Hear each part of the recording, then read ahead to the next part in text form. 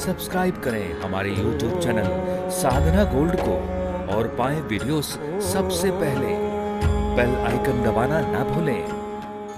पहली स्थिति है जीव की ये जागृत अवस्था।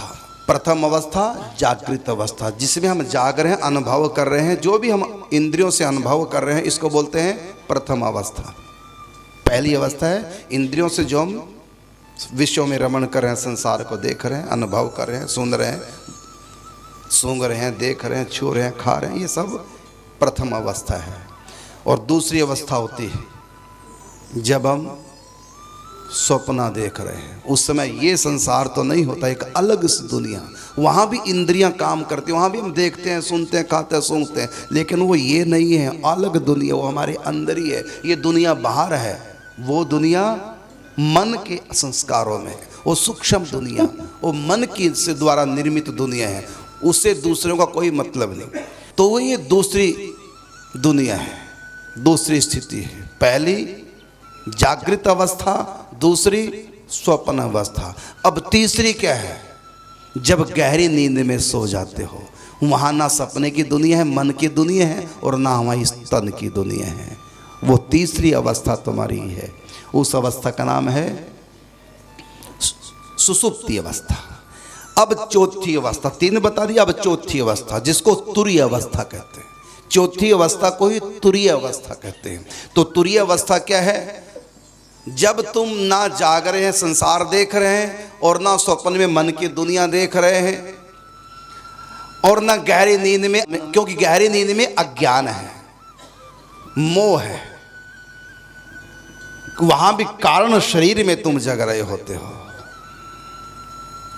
तो ये तीसरी। अब चौथी कौन सी? उसी का नाम, चौथी का नाम है तुरीय अवस्था। उसमें ना तुम अज्ञान में हो, ना तुम सो रहे हो, ना जग रहे हो, ना सपना देख रहे हो, अपने आप के दर्शन, अपने आप को देख रहे हो, अपनी फीलिंग कर रहे हो आत्मा की। भगवान की ध्यान रखना, भगवान को देखना ये तुरीय अवस्था नहीं। आत्म चिंतन में, आत्म स्वरूप में स्थित हो गए हो। जीव पावहि निज सहज स्वरूपा, अपने स्वरूप में स्थित हो गए हो। इसी स्थिति का नाम। यहां तुम ना तो सो रहे हो, जग रहे हो। जब समाधि में तो अंदर से तुम सो नहीं रहे हो, अज्ञानता में नहीं हो, वहां माया नहीं, वहां तमोगुण, रजोगुण, सत्वगुण तीनों गुण नहीं है, वहां कोई सपना भी नहीं देख रहे हैं, वहां जग कर दुनिया भी नहीं देख रहे हैं, और ना ही मन से तुम सपने वाली दुनिया देख रहे हो, बल्कि वहां जो भी कुछ है सब सत्य है, हकीकत है। और तुम सो नहीं रहे हो, अज्ञानता से घिरे नहीं, सजग हो, जग रहे हो, जिसको समाधि बोलते हैं। वह है तुरीय अवस्था। लेकिन ये जो भक्ति है, ये चौथी अवस्था तुरीय नहीं, बल्कि पांचवी अवस्था है भक्ति में।